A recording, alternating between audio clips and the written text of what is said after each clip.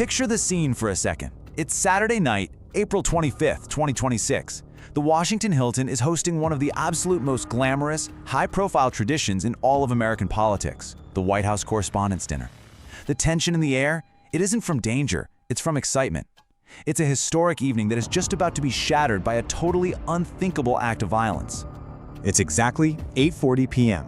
Inside that glittering ballroom, the atmosphere is electric.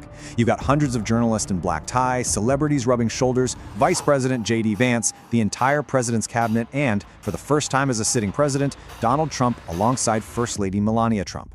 Champagne is flowing, the Secret Service has formed what is supposed to be an impenetrable security perimeter. But at this exact moment, a man dressed entirely in black is making his way straight toward them. And really, that brings us to the central mystery of this explainer. How on earth did an armed man manage to breach one of the most heavily guarded events in the entire country? How did a 31-year-old, seemingly quiet school teacher from the California suburbs slip right past a multi-layered security apparatus to attempt an assassination? Let's dive in. Section 1. Infiltration and the Manifesto. A 24-hour wait on the 10th floor. Okay, so first things first, this was definitely not some spontaneous crime of passion. The timeline here is crucial.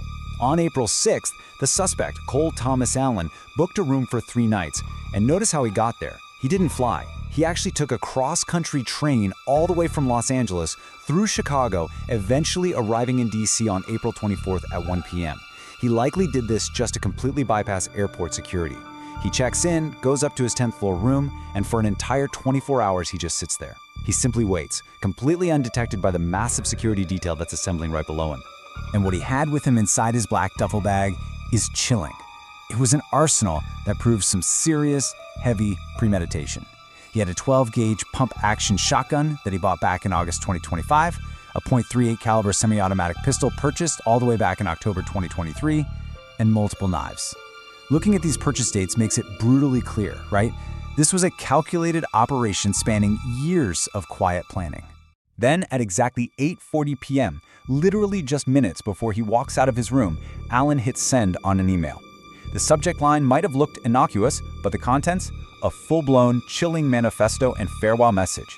He literally writes, "My sincerest apologies for all the trouble I have caused." He sent this off to his family and his former employer, outlining these twisted rules of engagement and his very clear intent to target administration officials. He even took the time to note in the email that hotel security was lighter than he expected. And you have to hear the sign-off from that very same email, because it immediately sets the tone for his grim intentions. He gives himself this deeply disturbing title, Cole, Cold Force, Friendly Federal Assassin, Allen. It's a terrifying window into the mindset of a man who was, at that very second, walking out of his hotel room door to commit a historic act of violence.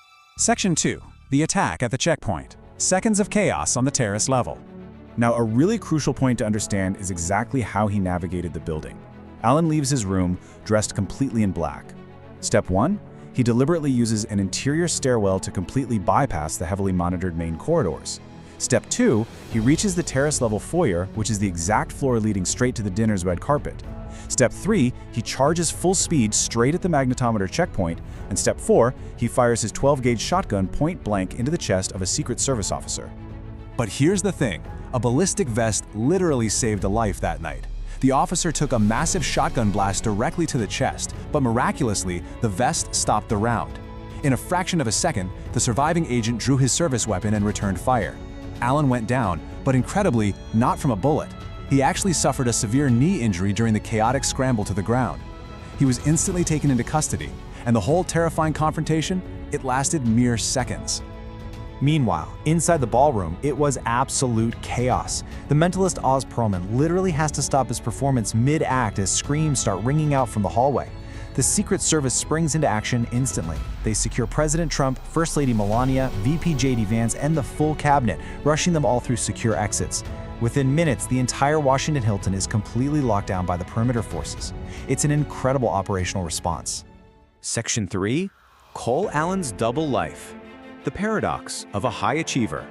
Now consider the stark, almost unbelievable contrast of this guy's life. If you looked at him publicly, he was a mechanical engineering graduate from elite Caltech. He He just got his master's in computer science in 2025. He was a tutor who was actually named Teacher of the Month at C2 Education just a few months prior. And he was even an indie game developer. But privately, a completely dark, hidden reality existed. This was a man who secretly stored a shotgun and other firearms at his parents' house, who engaged in deeply radicalized rhetoric according to his own sister, and who meticulously authored a manifesto plotting to assassinate government officials. It's a massive paradox. And as investigators begin to peel back the layers of this paradox, they actually found factual, documented evidence of a political motive. Federal election records show a $25 donation made through Act Blue to Kamala Harris's presidential campaign back in October 2024. It was really one of the very first paper trails indicating any kind of concrete political alignment prior to the attack.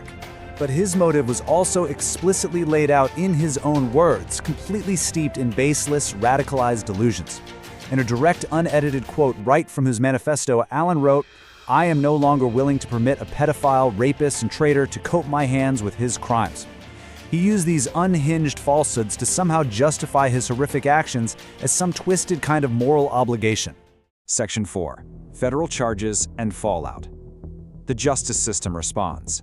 So the official legal summary released by authorities right after the incident really outlines the stark, cold facts of the case leading up to his arraignment on April 27, 2026. It meticulously documents the venue, the suspect, the protected officials inside, and the frankly miraculous survival of that Secret Service agent, all serving as the foundation as the federal government built its massive case against Allen. And here are the massive federal charges he was hit with. Count 1, attempt to assassinate the President of the United States. Count 2, transportation of a firearm in interstate commerce with intent. And Count 3, discharge of a firearm during a crime of violence. As Acting Attorney General Todd Blanche stated at the press conference following the event, Cole Allen now faces the absolute full weight of federal justice. There's no coming back from this. But running right alongside those legal proceedings, a massive federal review was immediately launched into what is genuinely a terrifying security gap. Because remember, the Washington Hilton is not a dedicated secure government facility. So critics and investigators are urgently questioning how a man with a duffel bag full of heavy weapons remained completely hidden up on the 10th floor for an entire 24 hours before striking. It's a huge blind spot. And the shockwave across the nation was truly bipartisan. Former President Barack Obama publicly urged all Americans to reject political violence, heavily praising the courage of the Secret Service that night. President Trump, speaking in an interview with 60 Minutes, directly referenced his previous survival of 2 assassination attempts back in 2024. And simultaneously, criminologists began warning the public that this fits into a deeply troubling rising trend of political violence across the United States over recent years. It's a pattern we can't ignore. So we have to ask ourselves, how does a man with absolutely no criminal record, a tutor, and an incredibly smart engineer slip entirely through the cracks to attempt an assassination at literally one of the most guarded events in history? What warning signs were missed? And ultimately, what does this say about the temperature of political violence in America right now? It's a sobering question, isn't it? It leaves us pondering the very fragile state of our security and our political rhetoric. Thank you so much for joining me for this explainer. Keep asking those tough questions, and I'll see you next time.